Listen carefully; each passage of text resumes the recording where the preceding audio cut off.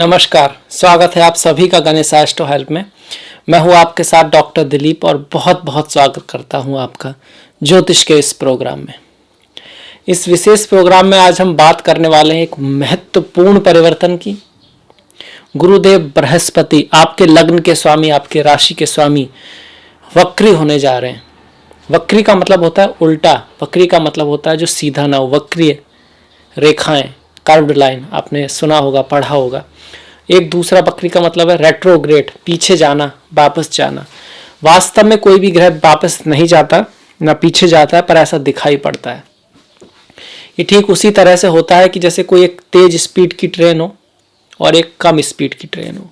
तो तेज स्पीड वाली गाड़ी में अगर कोई बैठा है, इस ट्रेन में अगर कोई बैठा है और बगल से वो कम स्पीड वाली जो ट्रेन है उसके पास से गुजर रहा है, तो उसको यही लगेगा कि वो जो कम स्पीड वाली ट्रेन जो है ना पीछे जा रही है, क्योंकि उसकी स्पीड कम है उसकी, हालांकि दोनों आगे ही जा रही हैं। तो एक भ्रम होता है, एक प्रतीति होती है इस तरह से, इसको हम वक्री बोल देते हैं। हालांकि ये हमेशा वक्री ग्रह पीछे नहीं जा रहा होता, उसकी स्थिति देखनी होती है। पहले वो रुकता है, फिर वो पीछे जाना शुरू होता है, फिर तेजी से जाता है, फिर धीमा होता है, फिर रुकता है, फिर आगे बढ़ता है।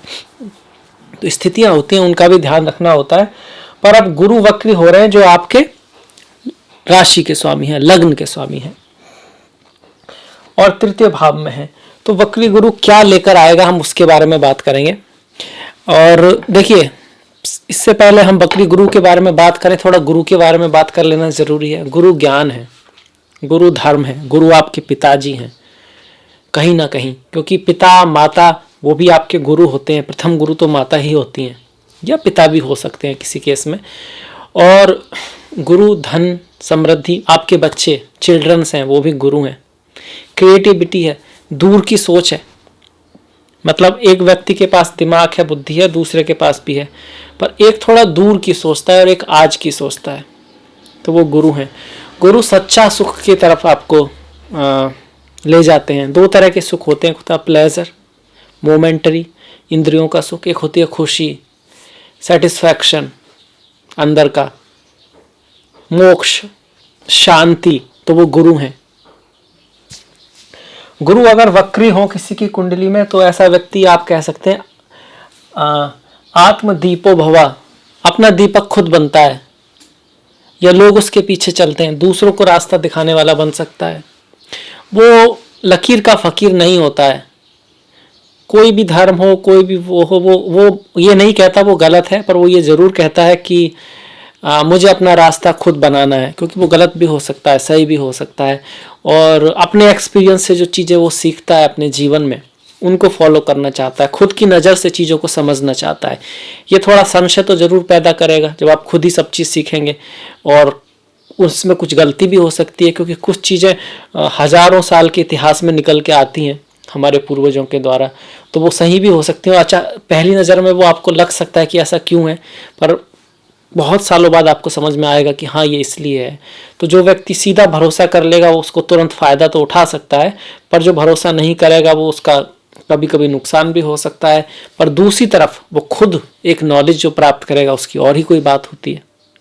खुद का ज्ञान करा हुआ, खुद की प्रैक्टिकल जो नॉलेज होती है वो कहीं ज़्यादा गहराई तक जाती है, और वो आप उसको फिर दूसरों को भी समझा पाते हैं ढंग से, क्योंकि आपने उसको गहराई तक महसूस किया है।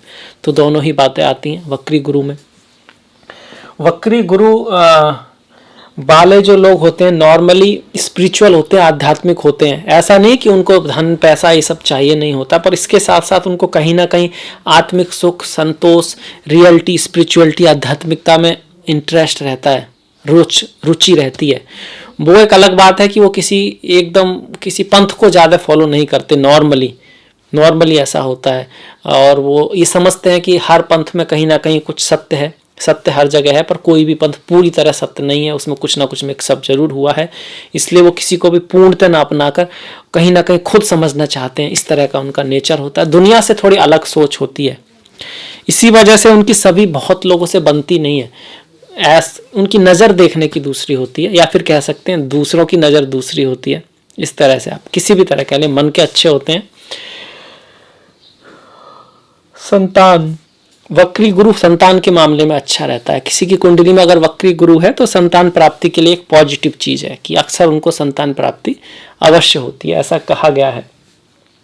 खैर, अब ये बातें गोचर में कैसे इफेक्ट करेंगी, ऐसे ही करेंगी, बस उसका असर थोड़ा कम रहेगा। जिनका जन्म का होता है उनके तो नेचर में ही ये चीज़ें होती हैं, और अब ये चीज़ें थोड़ा सा बढ़ेंगी। आप थोड़े से प्रैक्टिकल हो जाओगे, लॉजिकल हो जाओगे, थोड़ा दार्शनिक टाइप से दुनिया को देखने की कोशिश करोगे।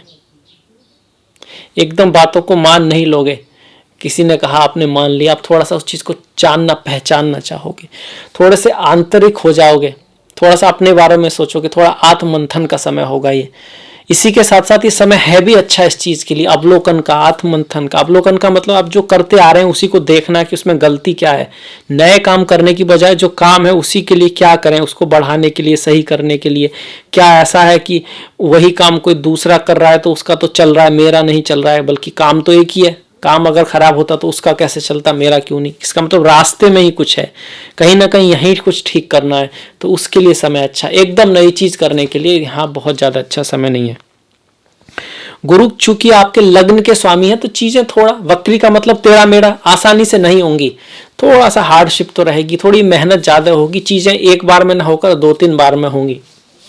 गुरु आपके चतुर्थ के स्वामी हैं और लग्न के स्वामी हैं, तृतीय भाव में जाकर वक्री हो रहे हैं, यात्राएं रहेंगी।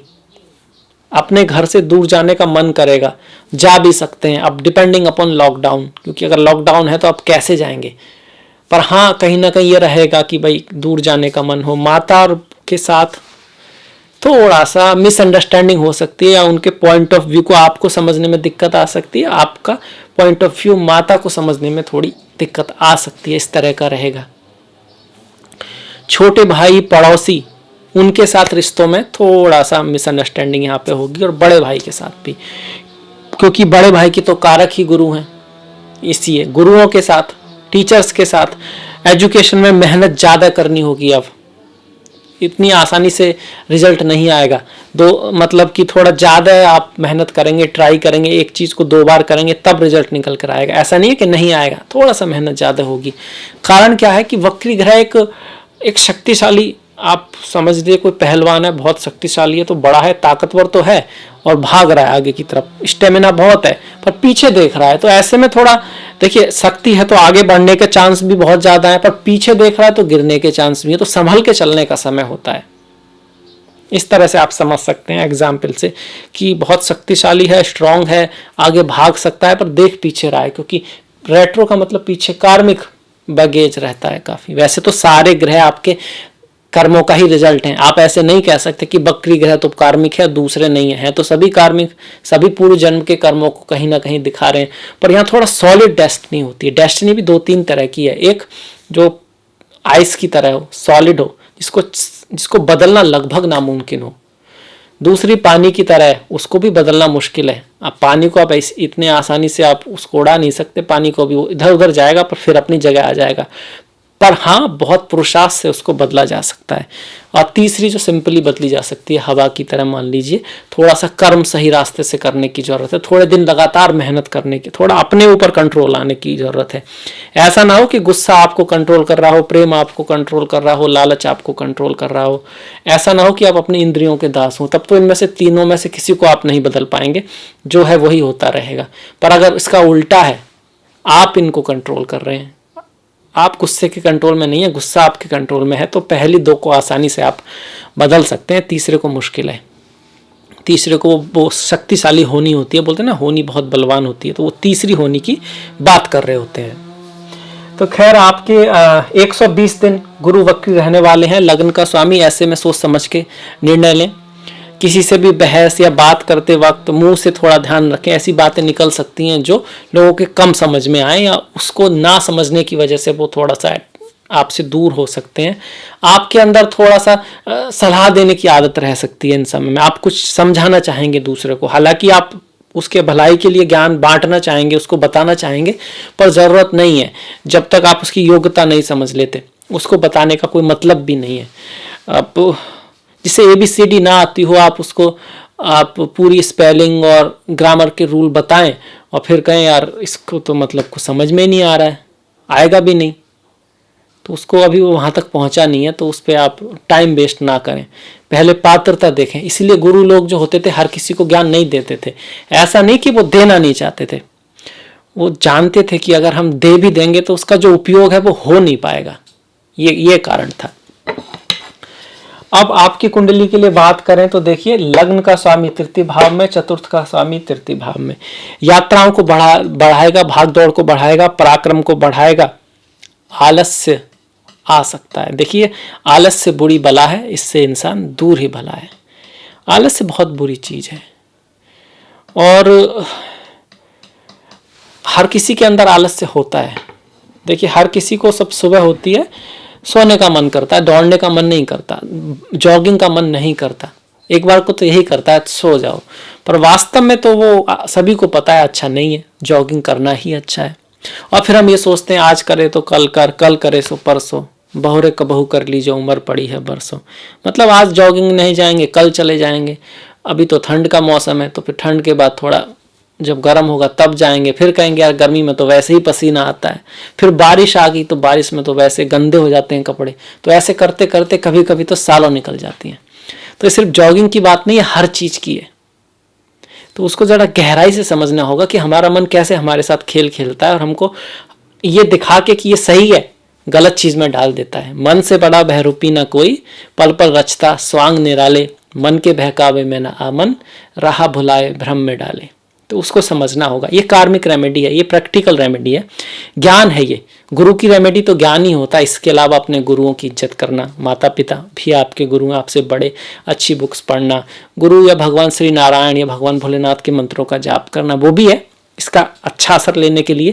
क्योंकि जब आप भगवान भोलेनाथ या भगवान श्री विष्णु की प्रार्थना करेंगे तो जाहिर सी बात है, असली भक्त है तो अपने प्रभु को तो जानना चाहेगा तो उससे संबंधित लिटरेचर को, उनकी बताई हुई बातों को पढ़ेगा।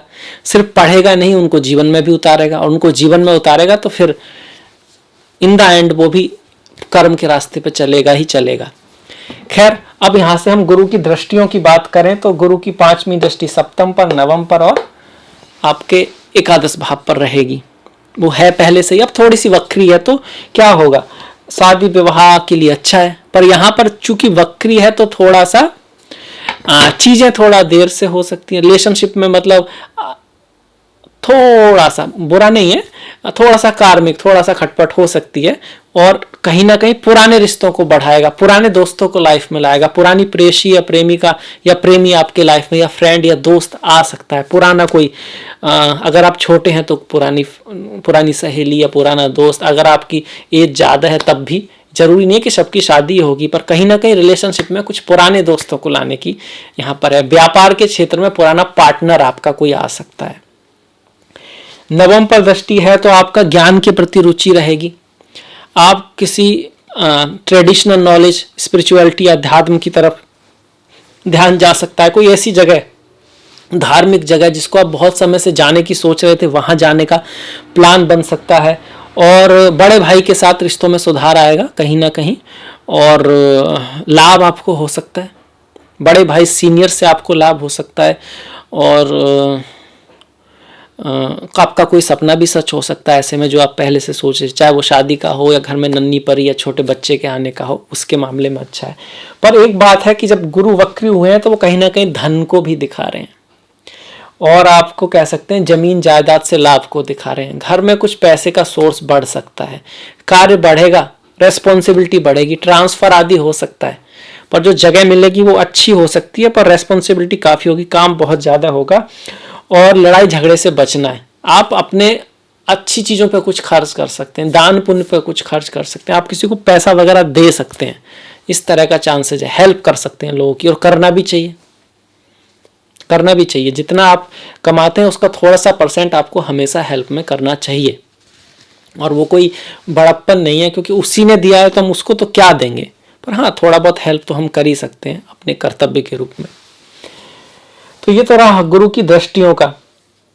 क्या गुरु की दृष्टियां कर सकती हैं। इसको थोड़ा सा हम चाहें कि भाई इसका और पॉजिटिव हम असर ले पाएँ, जितना जो भी असर आ रहा है उसको थोड़ा और बढ़ा पाएँ, तो क्या करें उसके लिए। केसर का तिलक लगाएं, नहाने के पानी में हल्दी का यूज करें, ओम नमो भगवते वासुदेवाय मंत्र का जाप करें, ओम नमो नारायण मंत्र का जाप करें। इससे भगवान श्री हरि विष्णु या देवादिदेव महादेव की आप पूजा कर सकते हैं। विष्णु जी तो गुरु से जुड़े हुए ही हैं, नारायण जी की पूजा होती है, पर महादेव को भी गुरु से जोड़ा गया है।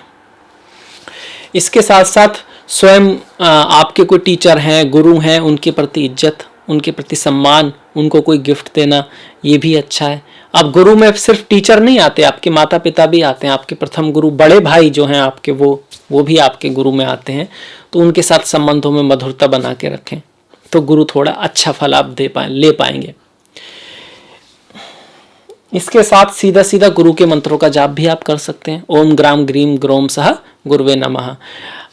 गाय को हम लोग आटे में थोड़ा सा हल्दी मिला के देते हैं, वो थोड़ी सी हल्दी उसके हेल्थ के लिए भी अच्छा है, वो भी आप एक तरह का दान है गुरु के लिए।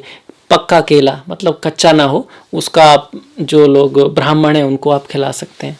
ब्राह्मण है जिसको भूख लगी है उसको खिला सकते हैं, तो भी गुरु के लिए अच्छा रहता है, गुरु को मजबूत करता है, गुरु के लिए बढ़िया रहता है। पंचमुखी रुद्राक्ष जो है उससे भगवान नारायण का पाठ करना है, भगवान शिव की पूजा करना, उससे भी गुरु बढ़िया रहते हैं, अच्छे रहते हैं।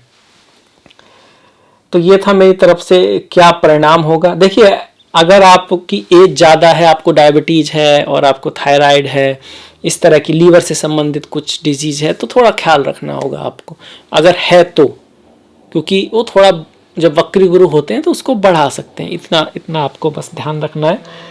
120 दिन का ये समय रहेगा।